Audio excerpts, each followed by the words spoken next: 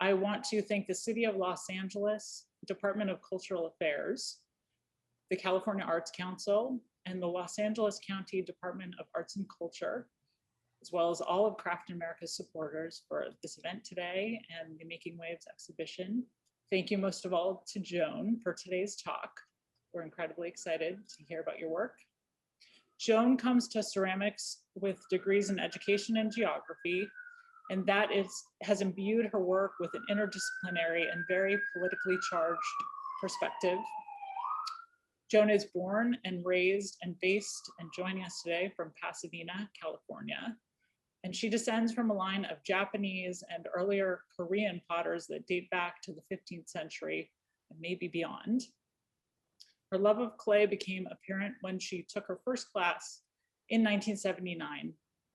She's a professor at Otis School of Art and Design, and she's taught ceramics, product design, English, and public speaking. Joan has forged a site partnership between Otis and Craft America Center going back almost 10 years now, and it's been a pleasure to have the chance to host her students each semester. Joan depicts coral in her work and has done so for decades.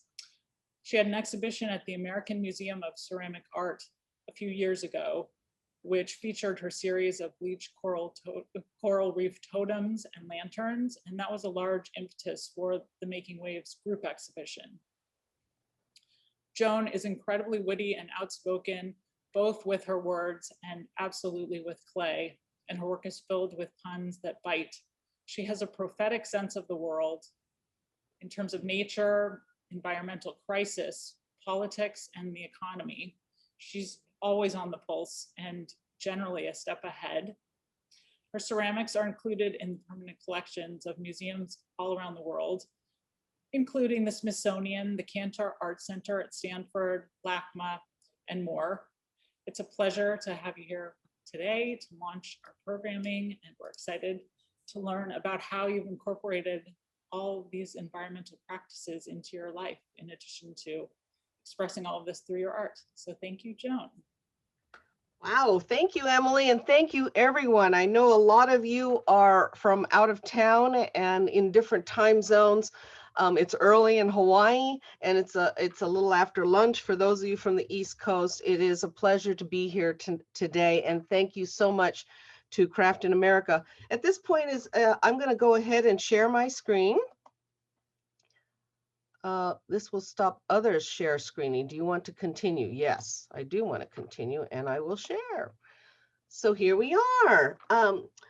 This is the Making Waves Ocean Ecology show. It is a real pleasure to be included in this show. Particularly today, I'm going to talk to you about how my work has been addressed with environmental issues and imbued with environmental issues. Currently, I'm working on California wildfires. So this is a plate that I'm working on, and I'm China painting as well as overglazing enamel and painting in gold. And here's a view of my studio. So let's see if we can go forward. Oh, I can't. All right. Oh, okay. This will have to go. Oh, dear. Your arrow's working? There we go. Here's the artists involved in this beautiful show, and it's a great honor to be with all of them. And please check their work online. It is the work is absolutely stunning, and people are stepping up more and more in speaking about our ocean ecology and craft. Many, many thank yous to the Craft in America Center, Emily, Colin, and Joan, the Department of Cultural Affairs in Los Angeles, Craft in America PBS series, Carol Sauvignon and Denise Kang, everyone over at Themes and Projects Gallery in San Francisco, a commercial gallery. A big shout out to Brian, Mark, and Danny, the American Museum of Ceramic Art, Dave Armstrong, Beth Gerstein, the whole crew, and all of the board of directors who had the vision to allow me to have a solo exhibition on climate change. To Otis College of Art and Design, I really want a big shout out and a thank you for a sabbatical that allowed me time to think and to make. The Boardman Family Foundation have constantly come forward in assisting financially so that all of us can profit. My late parents, Hideo and Sonoko Takayama, my father comes from a long line of potters, and my mother comes from a long line of ceramic collectors. And to all of my former students for 43 years who've heard me fret and bellyache about climate change, today is dedicated to you and to my husband, Stephen Ogawa, for all the reasons he knows best. Craft in America Center had an LA show up right now at LAX at the Southwest Terminal. One of the great things about having a show at an airport is that people are suspended in time, and it's a great opportunity to educate people about such things as climate change, as most people wander around, they get there early, and they have a lot to learn. Here we have, here's a little bit of a close-up shot. It's a real beautiful show, and I never thought that yellow could be the greatest neutral. And my work, of course, is on your left with the three-tiered chandelier. Craft America has devoted their windows to some of my pieces, and as you can see on your left, if you can take a look here, here we were able to position. Or Colin and Emily were able to position solar panels. And because this window is south facing, these solar panels can generate enough light. And at night, you can see Christmas tree lights that are embedded inside the totems for illumination. As early as 1992, I noticed some problems in Kauai. My husband and I would regularly go to Hawaii, probably once, twice, 3 times a year. But it was in 1992 that I first noticed that the coral reefs that I visited regularly while snorkeling in Kauai were looking a little strange. They had like black spots on them. And so I was getting a little worried because I frequent that area so often, I could see the same coral changing, and coral should not change over time. It should not change within weeks or months. And so I made this plate tectonics, Japanese American dinnerware. It is the first functional piece I ever made. And here I put these little black spots here in the coral. And this would be where I would serve sushi or sashimi, raw fish. And then here are 6 plates, bento boxes. In the gold areas, I would put maybe grilled fish. In this recessed area, I might put some sort of vegetable. And in here in the small little recessed area, looking like a little pool of water, I would place some sort of dipping sauce. So this was my attempt at looking at the beautiful Hawaiian blue waters. For those of you who have ever been in that part of the world, it is absolutely paradise. And here on your right, you see that I knocked off the legs of my dining room table and mounted it to the wall, and then mounted the entire plate tectonics coral reef on the piece. Suspending these, for those of you who are ceramic people, I have 1 screw located here and Velcro located in all 4 sides. Ocean ecology continued all through the 80s and 90s, where I am with the American Hand over in Washington, D.C., Georgetown in particular. Ken Devers was fabulous in supporting this line of coral teapots. Craft Alliance in St. Louis, Missouri also supported this idea. Of course, I always want to thank Gloria and Sunny Cam for their support of teapots.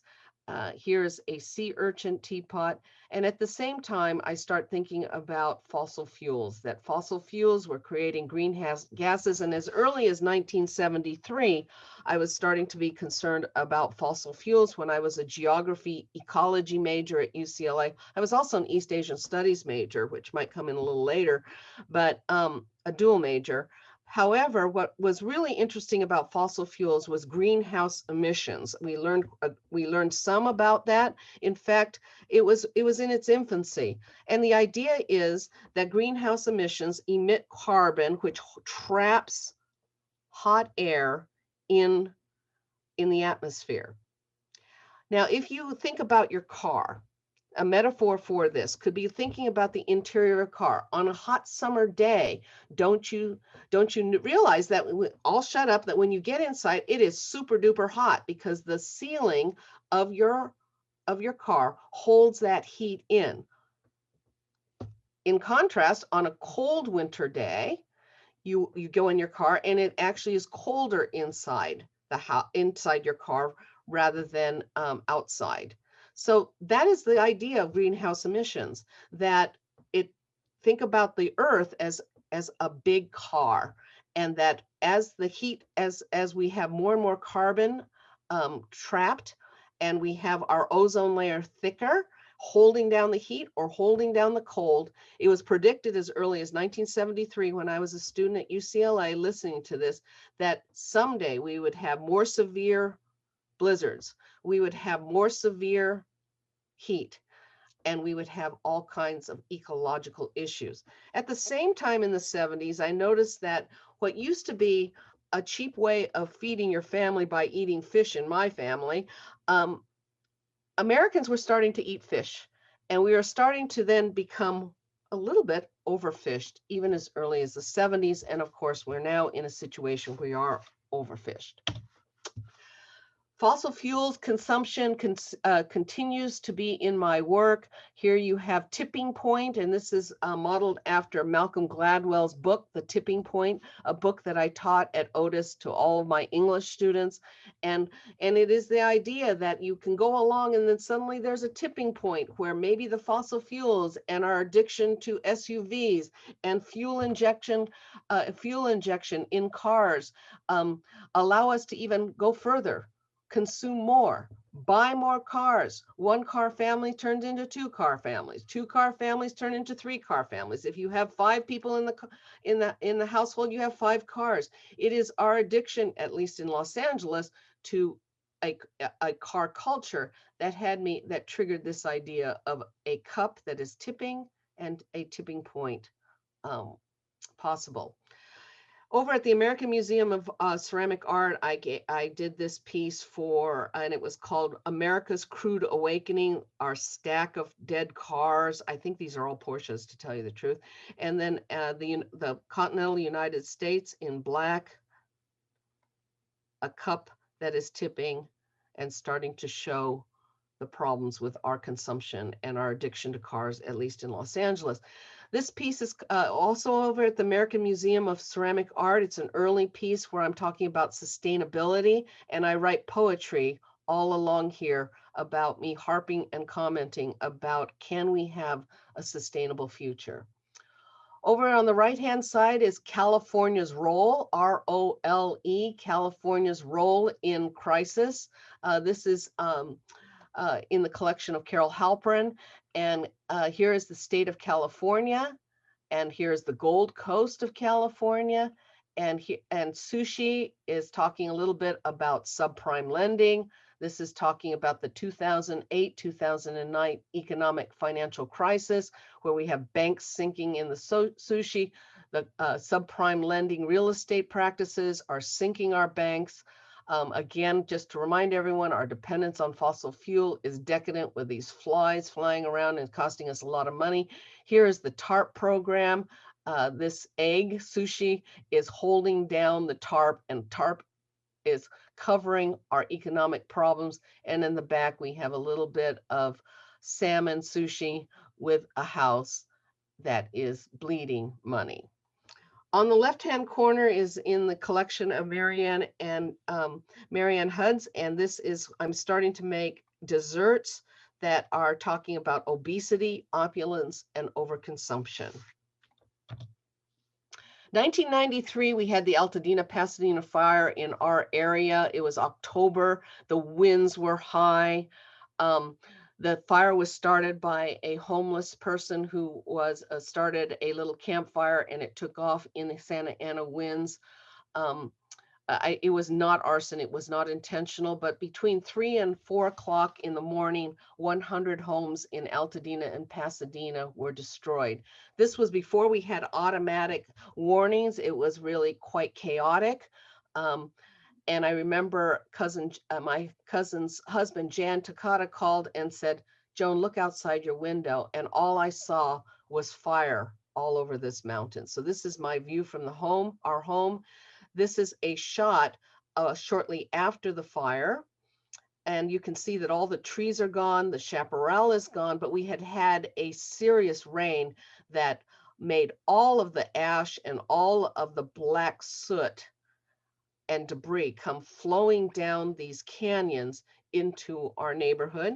Here is a picture of Garish Swim Club, which is actually below our home. So the fire went right by us, and then miraculously, the wind shifted and it went right back up into the canyons. So that it was roaring down the canyons and then it roared right back up.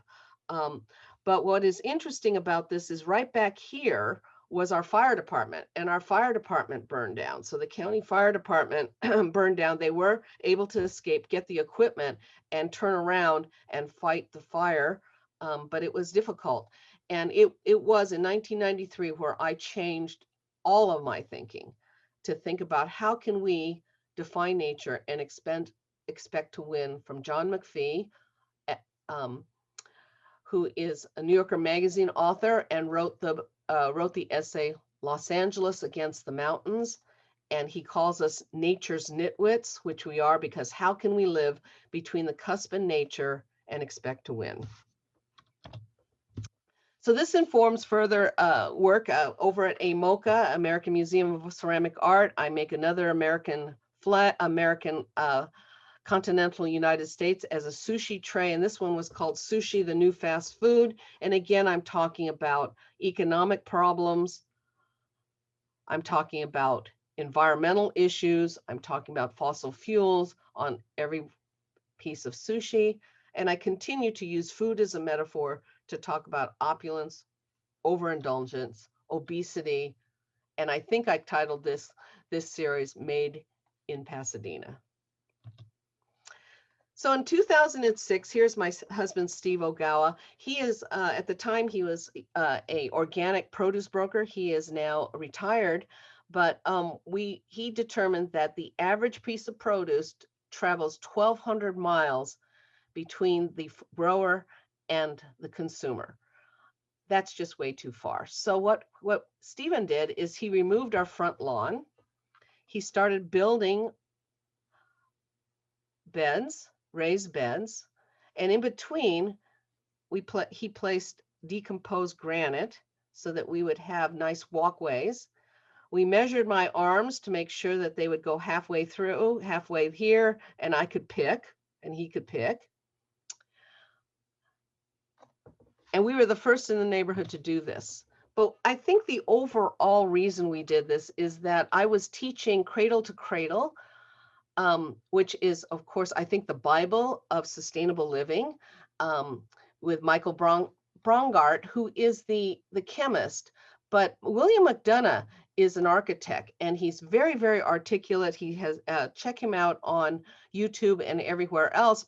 And at the same time, Ed Begley Jr., the actor, who is a real activist in sustainable living, had a television show called Living with Ed, and he was a guest speaker at Otis. And it was when Ed Begley Jr. was speaking, I said, okay, that's it. We are changing. We are going to get rid of this front yard lawn. I talked to Stephen, said, yes, we must do this. And so he built these boxes higher up against the house, lower down below, so that there could be visibility from the street of our house. But as you climb up into our house, because we're on a pretty steep hill, we could raise our beds and grow more vegetables. Uh-oh, how come I'm not able to advance? Uh-oh, okay. So here you can see that the beds gradually grow this way. So lower and then get higher. Here's our home. Biodiversity becomes really important as we start rethinking this. We don't have to be like agro-business or agricultural business. I start then walking around Otis and pick up product design pedestals that are being discarded, and I fabricate them and change them or adapt them into tomato cages. As as we were going on, I opened up the whole front yard to the entire neighborhood. And so my neighbors, who were mostly retired, while Stephen and I were at work, our home was vacant, but why not allow the neighbors to come and pick at lunchtime? And so I set up a packing house over on the side here, putting patio furniture out, putting plastic bags, recycled plastic bags, and my neighbors would come and pick during a lunchtime or around lunchtime, pick a salad, and then go home. But we had quite a bit of activity during the day in our front yard. And then I made instead of a cookie jar, I made a dog biscuit jar. And what the result was, the neighborhood would feed our little puppy, Norimaki, and Norimaki got fat because as a result of all the dog biscuits she was being fed. As a result, also, I put bins out here, and you can see this, where the neighbors then would help me with weeding while they're picking. They would pick a few weeds. And so we had a lot of activity going on in the front yard. Even families would come by with their young children and walk around the beds in our front yard and point out different things that were growing. We were dedicated to growing food whenever possible. So the city of Pasadena responds in 2006 by citing us for $500 for taking out our lawn. At the time, I was a design commissioner of Pasadena, and I knew that we were breaking a code because up here we're supposed to have front lawns, and I knew I was breaking that code. And so I took my citation to the city of Pasadena, went through the city council, the mayor's office, planning and permits, and said, "You're someday going to regret doing this. Please take care of it," which they did, and I did not have to pay. And about 3 years ago, the city of Pasadena announced that if people in my neighborhood took out their front lawns, the city would pay them $500 to remove their lawns. Biodiversity becomes a very important thing as Stephen and I make lots of errors. But the most important thing is an error here by planting 3 tomato plants together, because if one tomato plant gets sick, the other one gets sick and the other one gets sick, almost like a domino effect. So what we discovered is, why not scatter tomatoes here and tomatoes here and tomatoes here? Why not have all your herbs scattered in between? Artichokes. Oh my goodness. Artichokes are perfect for Southern California. You put one artichoke plant in, the next, they're rhizomes, so they multiply. The next year you have 2 artichoke plants. The next year you have 4 artichoke plants. The next year you have 8 artichoke plants. And pretty soon you have a lot of artichoke plants, and they're absolutely stunning and beautiful. I allow some of them to go to flowers while we pick, and they're absolutely delicious. I strongly recommend artichokes. Here we're starting to put in flowers because the bee colony is starting to collapse. At the same time, by 2008, we needed to remodel our kitchen. It was falling apart. It had never been remodeled since the 1950s. So we used bamboo cabinets. I made bamboo imagery tile, and then a bamboo floor. It is probably the first time that I start to make functional work. It is the first time I made functional work. And I have to tell you, function is very, very, very hard.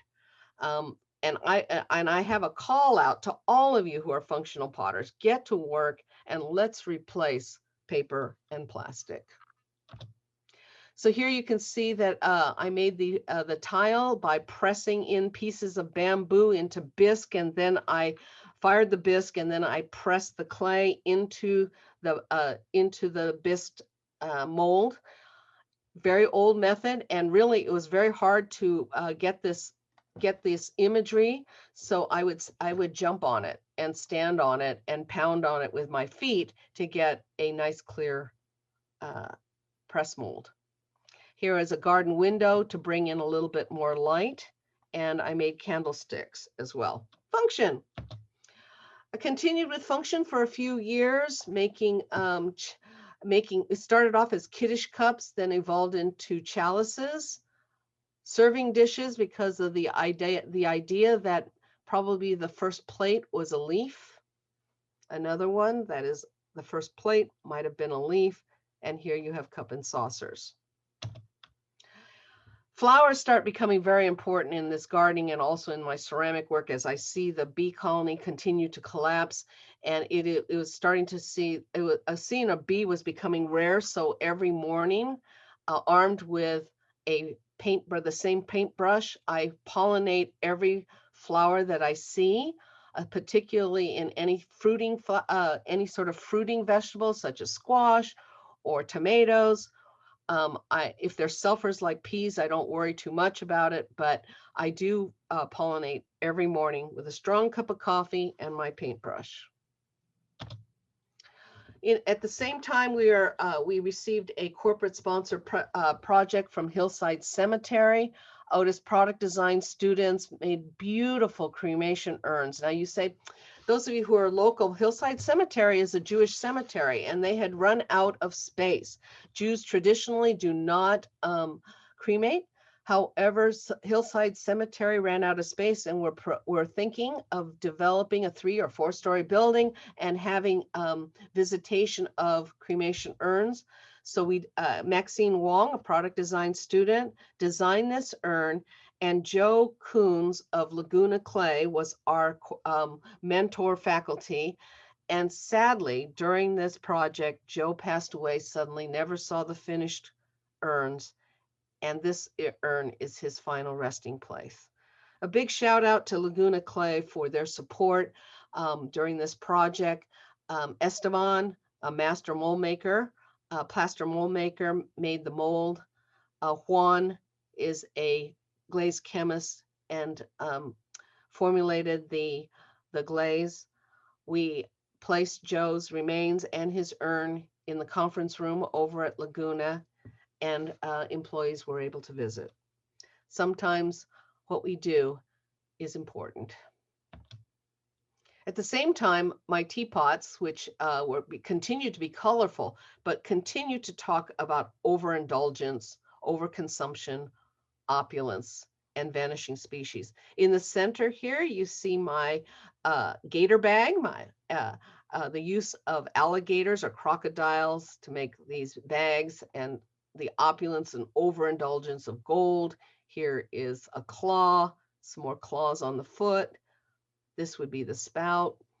Here, again, probably another trip to Hawaii has triggered this. But in addition to that, how many lipsticks do we need? How many Montblanc pens do we need? How many combs do we need? And this continues here on this side on your right. This is actually modeled after an old kokutani or old kutani piece, traditional piece. The form is modeled after it. Of course, the gold and the color is not. In 2008, one of my product design students, Valerie Wu, came to me because she went home to Guam for the holidays, for the Christmas holidays, and she found that chunks of bleached coral were all over the sand and the beaches of Guam. So she thought they were pretty. So she brought them over to the studio, and I said, "Oh my God, what have we done?" And she said that the coral reefs suddenly turned white, so that when she went snorkeling, she said they're all white and they're breaking off and they're landing on our beaches, and isn't this pretty? So she brought me some, and I carried them in my purse, in my pockets, in my aprons as I was thinking, and of course things take time to percolate. And I'd like to thank the American Museum of Ceramic Art for a solo exhibition, which we titled Climate Change. And this surface here is exactly very, very, very close almost to the chunks of coral that Valerie brought to me from Guam in 2008. Oh dear, not advancing again.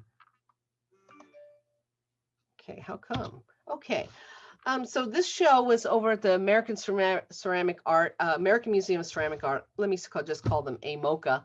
And this climate change show is an interesting idea because the facility is an old bank that went belly up during the financial crisis. So it's kind of interesting that it is the subject of some of my work. And And it's very difficult to do solar panels inside a vault because this show was inside the refurbished vault. So instead, I use Costco puck lights. And puck lights are used in your closet or under cabinets, and you have a little battery in there, and then you have a remote control to turn on your puck lights on and off. And so these LED puck lights are inserted in here in each tier, and we can turn them on and off with a remote, and do have to change the batteries quite frequently. And thank you, Dave Armstrong, for suspending this all the way through a very thick ceiling, because you never want anyone breaking into a vault through the ceiling. He was able to drill, he and his crew were able to drill a hole, anchor it to something stable up here in the false ceiling, or not so false ceiling in the vault. And then we used aircraft cable to suspend. Now, why aircraft cable? Well, at Otis, at about 8:45 p.m., LAX changes the flight patterns because we are adjacent to the 13th runway of LAX, and planes take off over the ceramic studio and shake it. It's quite loud and kind of shake us up a little bit. And so I looked up and I said, you know what? What's holding those planes together? Why not aircraft cable? Now, I was already experimenting with ship cables. So, you know, yachts and things have all kinds of cables and things, and they don't rust or anything, and they don't, you know, they weather very nicely. But it was a little heavy looking, and aircraft cable has to be light and strong, and aircraft cable it is. So these three totems were all operated by battery. And we have a little outside battery. I guess we hid the little batteries there. And then this little guy here is illuminated with puck lights. In addition to that, you know, how do you take a small room, paint it white? It's very nice to have a focal point room, beautiful pedestal to have the totems sitting on, little totems around, and then a wall sconce area. And as a result, of AMOCA's goodwill, Leslie Lassiter, who has a beautiful home in Beverly Hills, a mid-century modern home, she commissioned us to create a wall sconces for her outdoor areas. And these are now gracing her home, and they look absolutely stunning and beautiful. Here, I'm over at Lamps Plus buying the housing and then cannibalizing it and using the electrical because it's all been approved, but I take off the decorative elements and then build ceramics boxes actually to allow the light to come through. These are LED lights installed by an electrician. So got to keep working on the house and keep working on ideas. And the whole house is one big experiment. My parents believed in 3 envelopes in life. When I was 5 years old, they put 3 envelopes out. 1 envelope said charity, 1 envelope said education, and 1 envelope said Joan. And they like to remind me throughout my life that I tried to renegotiate down to 1 envelope that just said Joan. However, at this point, whatever experiments I do at the house, I consider education. And this is a big experiment. The problem in living on a hill is that when it rains, the backyard and my neighbor's yard drains this way into our house. So in flash floods situations or heavy rains, my husband and I would put up barricades or sandbags to protect the house. So in came this idea that we had to remove a tree. It was a very large tree. It was called a Samo ash. When I took a branch of it over to the Los Angeles County Arboretum, the botanist just started laughing at me. And he said, how close is it to the house? And I said, well, it's uprooting our foundation and our neighbor's foundation. It's also uprooting a retaining wall. So we're uprooting this house, our house, and a retaining wall. And he said, you're going to have to remove it. So then we lose all of our shade. I mean, absolutely, it becomes a brutal, almost desert-like condition. So I start approaching landscapers and saying, I had to remove a tree. I want to build a tree. I want to have all the elements of a tree that I lost, but I have to get the water out of the backyard as fast as possible. So we need to regrade the entire yard so that it drains into a central location. And every landscaper I spoke to said, I'll get back to you with a bid. And nobody got back to me. Landscaper out of landscaper out of landscaper. And Tom Poplin of Horizon Landscaping said, let's do it and let's try it. So here is the drain. So you can see the level of our house right here. It has all of this soil has been removed so that there's a perfect grade into the enormous drain right here. So this entire area will be a drainage area. Okay. At the same time, Costco was having a sale on their sheds. And I said, well, Tom, where's all that water going to go? So we have it piping, and we have the ability to pipe water into a Costco shed. Now that's kind of stupid if you think about it. So we have to build tanks to put inside here and have the water coming in. And then in the summertime, out this door here, I can pump water and water the plants. So I'm still working on education, and this is a total failure, a very expensive total failure, not because of anything other than we have a pandemic. We have a lot of groceries delivered to our home, and we have a lot of boxes, and I can't throw away the boxes. So now my Costco watershed is filled with boxes. Someday I will remove them. Okay, so how do you go about doing this? You've got all the plumbing down in here. We have everything graded. We're pouring cement, fingers crossed, fingers hoping that everything will drain properly into the central area here. Everything is going to drain this way from our neighbor, under the fence, into our yard, and see if we are successful. So now it's time to build the tree. We've got the drainage. Now it's time to build the tree. We used recycled lumber that was cured by Tom's facilities. And we had to, and I asked Tom to overbuild it, to over structure, more structure than ever before, so that it could handle a ceiling of solar panels and eventually battery storage. So in 2008, this was not really possible. Solar panels were really, really expensive. I was going to wait for this and for battery storage, and taking a good look at Tesla and other battery storage opportunities. So here's the tree. We built the tree to provide the shade that we lost when we had to remove the tree. Here's the drainage area. And so because it is like a river, everything is draining this way and draining this way. We use river rock symbolizing this big drain. Just the other day when we had a huge, pretty large rainfall, this entire patio was completely flooded. And as usual, this big drain sounded like a flushing toilet.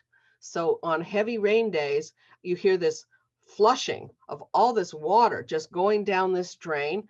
Here is a rock, a very heavy rock. Tom said anywhere from 500 to 700 pounds. And it was dumped in our front yard by a debris flow in the 1920s. So what happened is when we had a fire in the 1920s, and then the big debris flow or mudslide, boulders were popping out of that mountain that you saw, parking these huge boulders all over our neighborhood. And we're on top of mountain fill. So this happened in 1920, but the homes were built in the 1950s with these huge boulders around. So this tells you a little bit about nature's invoice and about the cycle of nature. Here is a total failure by placing mondo grass here. Mondo grass requires a lot of water during all the time. So I have since then removed the mondo grass because it was calling for way too much water. Here is a bonsai ginkgo tree, and it's over 100 years old because my family arrived in 1906 to Pasadena, California, and this bonsai goes back probably shortly after that. It has been passed down from one generation to another generation. Notice the trunk is very small, which means it was in a very, very small container, and Tom and I released it, and it's very happy. In addition to that, Tom and I put up paper lanterns, which were a total failure. it rains, and you don't have paper lanterns anymore. So as a result, I said, I'm going to make clay lanterns. So the idea was, how do you suspend clay lanterns or clay lamps with LED lights that are rated for 35 years, so they don't have to change the bulbs? So we, Tom and I suspended the LED bulb by itself and then used aircraft cable to hold the lamps, the clay. So in other words, there is no weight on the electrical. Okay. At this point, then, we need no solar panels are available at this point. So we place 75% shade cloth, light colored shade cloth. I didn't want the black because I didn't want it dark down here. I wanted it light. So we found at Lowe's, garden store, 75% light colored shade cloth. So we get all the aspects of it. We handle the water for the tree. We handle the tree and use a recycled, upcycled tray. And now we have the shade that a tree provides. This is a scene at dusk. In the evening, I don't think there's an evening since we built this that we haven't been out wandering around. This is absolutely looks like this. It is serene. It creates balance. Even when I taught last night until 10 p.m., I went outside just walking around and enjoying the quiet and the peace that comes with my homemade tree.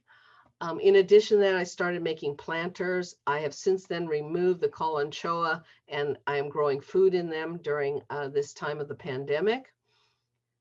And all of my students right now are making Victory Garden planters, modeled after this idea of mesa clay from Aardvark Clay Company, one-time firing, and tall planters in order to support a deep root system for something as big as tomatoes. Oh, a big shout out to Themes and Projects Gallery in San Francisco, California. Commercial galleries, it's very unusual to see a commercial gallery supporting an idea such as global warming or climate change. And I'd really like to thank Brian, Mark, and Danny for putting on a beautiful show up in San Francisco in 2018 called Global Warming. It was just absolutely stunning. And I was able to explore this idea even further. So here we have coral reef, the Great Barrier Reef, Palau, and each one of these pieces is called out of a distressed coral reef somewhere on the globe.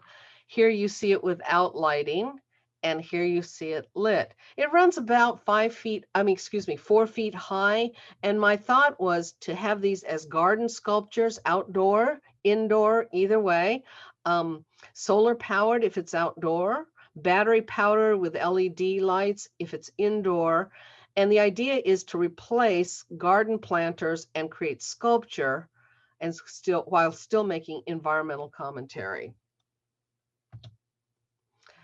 Madagascar coral reef is also in distress, so we go around the world of all the distressed coral reefs, and this was acquired by the American Museum of Ceramic Art. Thank you, Dave Armstrong.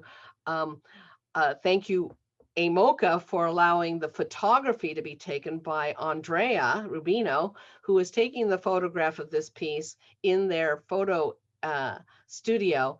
And Dave saw it and said, I think it should belong to the museum. So thank you, Themes and Projects, American Museum of Ceramic Art, Beth, and everybody, Dave, and especially Andrea.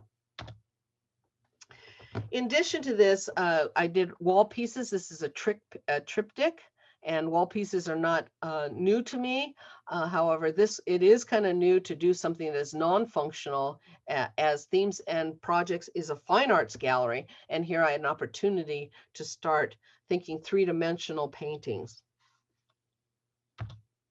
This is also a painting that I shot down, but it really does hang on the wall. And my photography is Billy Kwok, a former student who is an excellent and beautiful photographer. This goes back to the black coral idea in Kauai, and the black coral continues. This is not decorative, this is tragic. And I have been told by friends in Hawaii that there are actually signs up that encourage people to not wear sunscreen into the water because some of the chemicals from sunscreens are perhaps affecting the coral reefs and damaging them. I think that sunscreens now have changed their recipe or their ingredients to accommodate a better and safer practice for the reefs and for sea life. Dying branch coral. It's very, very tragic. And here I put a few eyeballs because after all, humans need to take a look at this. These are wall pieces. Again, at Themes and Projects in San Francisco, California. And Themes and Projects is surviving. So they are making it through the COVID-19. And I look forward to us being reunited someday soon. Crying coral. Another piece over at Themes and Projects, same idea.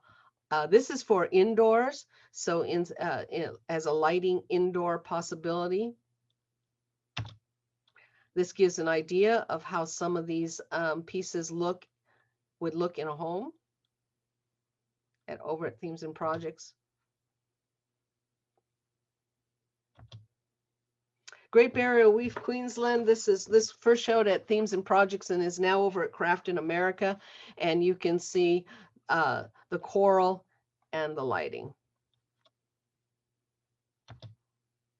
Bleached coral mobiles. These turned out to be, these were test pots where I decided that I'm going to try to test every white possible and then tint them and tone them. I used commercial glazes because why bother creating a new chemical composition when, white is white, but then I tint them. And then of course I doctor them and I Betty Crocker them, meaning I put a little bit of this and a little bit of that to try to melt a little more or stiffen the glaze a little more. So I had tons of these things just laying around as tests, of course, with little notations, and thought, well, why not string them with aircraft cable? And thanks to Tracy Kawakami, she gave me all these air plants. And then I started to grow succulents because Danny likes succulents. Danny's over at Themes and Projects. And so here we are over at Themes and Projects hanging bleached coral mobiles. Black coral again, distressed coral again, gives an opportunity to have a little variety in a show about something very serious. So what can we do? We let science lead the way. Flying and driving less is not enough. Teleconferencing is not enough. Zero carbon ways to produce energy, such as electricity, growing your food at home, developing new seeds to feed the world's poor, and increasing our plant-based diets may help. Clean energy must be profitable. If it is not profitable, we won't do it. That's just the nature of capitalism. By focusing on California, China, Walmart, and Amazon, serious change can take place. Biden's 3 executive orders related to climate change are significant. The one that is most interesting to me is wind power all along the Atlantic coast, as well as being no longer the cutting off of fossil fuels in vehicles eventually. Elon Musk's carbon trapping contest of $1 million prize money announced last week, I think is very, very promising. And of course, the Bill and Melinda Gates Foundation is dedicated to climate change, as well as, of course, the pandemic that we are experiencing now. I think the Gates will be remembered for their philanthropy, for their innovation, long after they are remembered for Microsoft. So what can we do? We can grow our own food and sustain ourselves and enjoy the benefits of the peace and solace that comes with growing your own. One of the great things about growing and teaching is when a student comes up with an idea. Patsy Pitts in Inglewood, California, in March started food shortages all over Los Angeles. People were hoarding food, grocery store shelves were empty, and Patsy took up her backyard lawn and started growing food for her family. She created contests where the 4 or 5 of them they had a tomato seed contest and were able to feed as well as enjoy their family time together outside, and also distribute produce to friends and neighbors. Sharon Yoshimi, another student in my class, lives in a condominium, and she started buckets. And these buckets, she says, were used for ceramic water, and the refuse that we have in clay. She then converted them into growing vegetables. In her case, this is Japanese shiso, which would be similar to a basil, Japanese mustard. She has some carrots. She has collards. Green onions, she cuts off the green onions at the base and then plants the little root and the little white part down there. And you can propagate green onions very easily. I think this is a good idea because we have green onion scares constantly. And we have recalls on green onions. Here she has some oregano that she dug up from my front yard, and she transplanted it. And so we must cultivate change. These are things that I'm growing right now. You can see that I took out all of the mondo grass and now I'm growing herbs in there. I am recycling things that I find, such as this trellis, and growing tomatoes up it, using product design pedestals as tomato cages, growing collard greens, growing lettuce right now, because of course we're going to have a recall. We always have a recall on contaminated lettuce. Lemons grow readily, of course, in Southern California. And another cool thing is to take your celery, cut it off about yay, put it in some water, and you grow more celery. So now I am growing celery in all over the garden in the wet spots because celery drinks a lot of water. And so what can we do as ceramic artists? Always remember, profit will equal climate change reversal. So lower the temperature of your firings, please, everybody, if you are firing. I have lowered from cone 10 to cone 5 now to 06 at low fire. I've adjusted all my glazes. I've moved to electric kilns that are computerized. At school, at Otis, when we're doing things carefully, the electric kilns go on automatically at 7:01 p.m. when the rates go down, and the usage of our electricity also is economical. It's profitable. We save money. We have solar panels on top of the parking structure that return approximately $100,000 to Otis to electrify the entire campus, including our kilns. Every firing runs about $7 a firing. Do not use water in your studio. This is the big experiment this summer. I only used about a gallon of water all summer. Less water equals less cracking. I have it in a plastic container with a lid. Porn tip, Sanguinich in Thailand puts saran wrap, then the lid, and I think that's a really good idea. And try to keep mosquito larvae out of there with that lid. You don't have evaporation. Functional potters, please get going. Start replacing paper and plastic. Hillside stabilization measures saves lives. Solar panels lower electric kiln costs. Methane gas could potentially fire gas kilns over at the University of South Carolina. The ceramics department is located next door to the city dump, and they are trying to fire their kilns using methane gas. Over at Otis, we have quite a bit of methane gas. We have actually methane gas meters. So my hope is someday to plug into that. College ceramic programs need to innovate. We need to fail, we need to create, we need to think, and we need to come up with ideas. That's what our duty is at these higher levels of education, at the university programs. Innovate, and let's improve the world we live in. Glazes need to continue to be non-toxic. Storage of water and electricity, reuse public spaces. I have a wonderful former student, Paul Mahacek out of SpaceX. He was an avionic engineer and has now left, and he's taking over empty parking structures during COVID. And as a result of Uber and Lyft and working from home, they are now growing food in parking structures. Paul is an expert on lighting inside a spacecraft, and now he's lighting inside buildings, and they're growing food and selling food out of downtown San Francisco. Science will save us from COVID, and science will save us from climate change. We need to continue to think about all the Americans and people around the world who will need to be retrained, as we have driverless cars, as we have come up with ways to decrease our use and consumption of energy.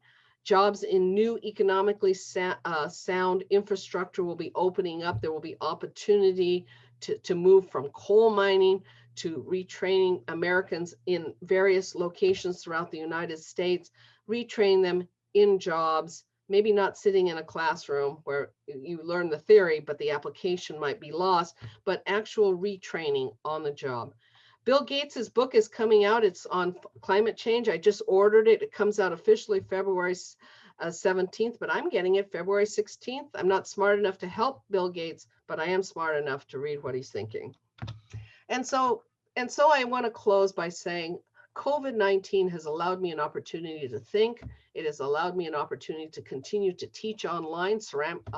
55 ceramic students are learning ceramics online through Zoom as a result of 8 donors who have come up with stay-at-home clay kits for every student who enrolls, whether they are an adult education student or whether they are a BFA or MFA student. People want to help. I have all I need. And I hope someday to meet all of you somewhere on down the road. Thank you, Joan. Phenomenal to see just how you live by your words and how you go beyond expression with your work and are making systemic changes in your life. And these are perfect examples. So thank you. This is the perfect also, you provided so much material that we hope to be growing in the coming months for the Artist Studio Green Guide, which obviously has numerous ways that it will transfer over into people's lives across the board for sustainable living. So thank you. I wanted to first, and if it's okay for us to go a few minutes over, invite everybody to continue sharing questions into the chat and Q&A. We will allow some additional time for that. I see a couple questions popping up. I wanted to just ask you about transferring from vivid color being initially a distinct part of your work into the colorless and how you made that transition. I actually, I really struggled with that, Emily, because people look at this new work and don't even know it's really me. I don't even know if it's me sometimes, but I do think of the way I transferred over is I use many glazes on the colorful work. And so of course that's why I wasn't kidding when I said 50 shades of white. I still took that practice of using multiple glazes, but also knowing that I'm at low fire and I can't depend on high fire, beautiful effects. I have to really use a lot of different shades of white. So I'm using the same sensibility and using a paintbrush all the time. Yeah, and you're still playing with pattern and texture. It's just very much more three-dimensional at this point. Yeah. Also, I have to really focus on pure form because I can't hide my problems with color or gold. So the theatrics of my previous work allowed me to distort or to cause the viewer's eye to move away from my obvious defects in form. Here with white, I have to be really conscious of pure form. And along those lines, somebody's asking about your clay bodies. Oh. I don't know if you want to talk a little bit, about just the chemistry side of ceramics, which you're so well. I have tried almost every local earthenware, which is a low fire, and I like the white clays the most. And I am really happy with Steve's White out of Aardvark Clay Company. Absolutely thrilled with it. It handles like porcelain. It has the smoothness of porcelain, but it isn't porcelain, and it doesn't give me all the problems. How about glaze chemistry, which you studied deeply? And 3 years. 3 years. 3 years with Ralph Bacerra. Yeah. And how, I mean, does that come in more in terms of your teaching at this point? Is it just sort of innate in your art practice? How does that come You up? know, at the beginning, it was really critical to have glaze calculation because I could formulate glazes that people are not familiar with. Since then, though, the commercial glazes have really improved. They are very, very good. And I use a lot of commercial glazes at Otis. And as a result, I became familiar with the commercial glazes. At first, to me, it was a little taboo. But given the practicalities of a college and the toxicity levels, because colleges are held to a high toxicity level, as all schools are, and I needed to go with the rated non-toxic glazes. So I became familiar with all the glaze companies, pretty much commercial glazes, and they've been very generous in donating experimental glazes. So when we were first starting up 10 years ago at Otis, I would receive boxes and boxes from different glaze companies. And so we were able to experiment and get started. And a big shout out to also Mud Tools of Michael Sherrill donating over 400 tools for us to get started. So the generosity of a lot of people have made it possible. And now I like the commercial glazes. I have to tell you, I'm getting kind of old and I'm getting kind of lazy, and I do like the commercial glazes, but I might tinker with them a little bit and put a little bit more flux in there or stiffen up the glaze a little bit. Great. Question about earthenware being best for planters. Your thoughts and experience? Oh, well, just about every planter, red planter, terracotta is a low fire, one-time firing planter. Mm-hmm. At least in California, we were underwater, during the ice ages, and so all of our red clays are contaminated with salt, and so you will notice white salts permeating through the clay bodies, the red clay bodies coming out of here of California. Your bricks will do that in California. When I'm back east, I don't see that permeating of white coming through. So they were not covered with water in the same way we were. But it's all one-time firing. It's all low fire out here with bricks and planters. In terms of you mentioned that function is hard. Yeah. I find striking in your work because you play with function as a metaphor so much. So it's an interesting idea, but the significance specifically of why totems, why lanterns, why you wanted to make those in terms of a form. That's because I teach in the product design department at Otis, and we're always stringing up lights. We're always playing with everything. I mean, it's just an amazing place to just look at the newest Christmas lights, the newest solar Christmas lights, because the students are stringing them up, and I thought, oh, good, that's cool. That's cool. So it is the richness of teaching and wandering around and talking to very, very good designers and we have some lighting teachers also at Otis. So it was really, I spent a lot of time walking around and talking to people. The totems were always intended to be lit? Yes. Okay, yeah. And any other metaphorical statement? Well, my father was, I was talking to you yesterday, had very good friends on the American Indian friends during World War II, in particular Navajo. And it was the idea that you adopt a totem and you adopt an animal. And so I thought, well, mine will probably have to be coral. I mean, I never heard of a Native American or an American Indian having a totem as coral, but I thought maybe I should have it. That would be my totem. Nice. My father was a bear, B-E-A-R. Okay. Well, let's see if there's any more questions. This was excellent. Thank you for sharing also the LAX exhibition, which was a pleasure to create. We hope people will begin to travel more and more over these coming months and be able to enjoy that. Perfectly apropos to have your lantern suspended by airplane cable hanging right there at LAX. Lots of fun.